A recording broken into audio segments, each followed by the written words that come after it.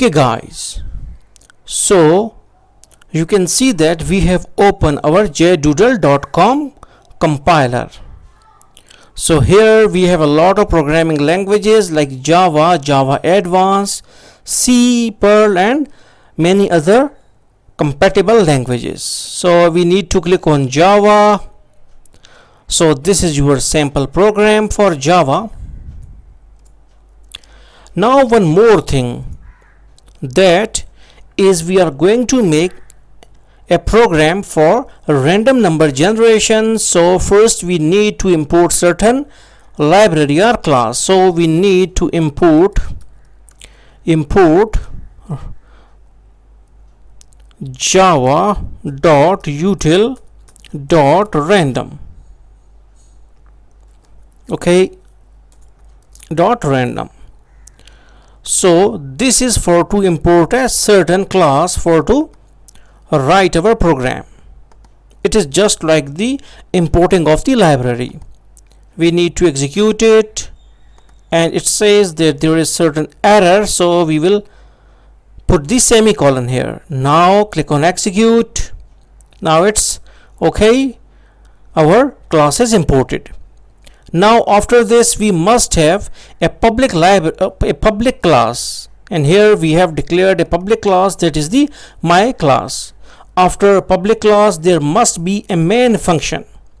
Without main function our program is not going to, at least it is not going to run. It can compile but it will not show the output.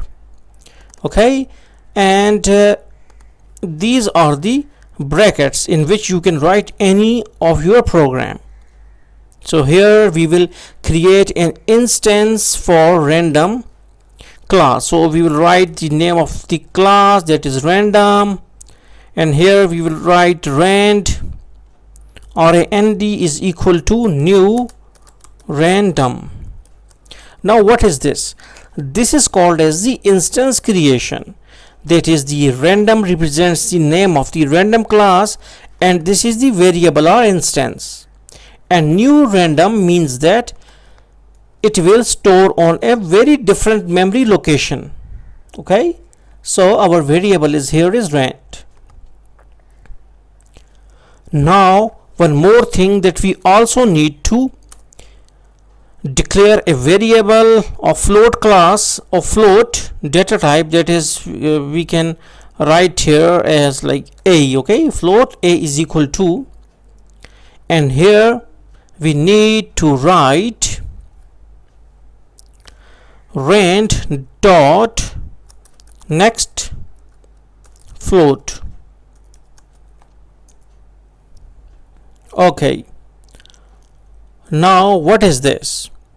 Float is our data type, is the name of the variable, and rand dot next float, this rand instance will call this function, that is next float, and it will create, okay, a random number, and then it will store it inside this a variable. Now we need to run it out. Okay, the side new random. Okay, so we need to, okay, now it must be with capital R. Now you need to run it out. Okay, rand dot next float, so we need to write like this: location variable rand of type random. Okay, so float a is equal to rand dot next float. So okay, let me change this thing, rand dot next float, running properly. Now we write print function because we want our output to be shown on this screen. So system dot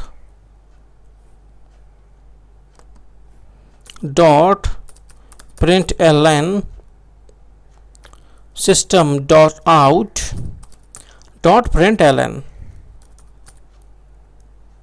and this is a system dot out dot println. Now you can see that we got our first random number like system.out.println this class, and this println function is used for to print what is stored inside this variable a.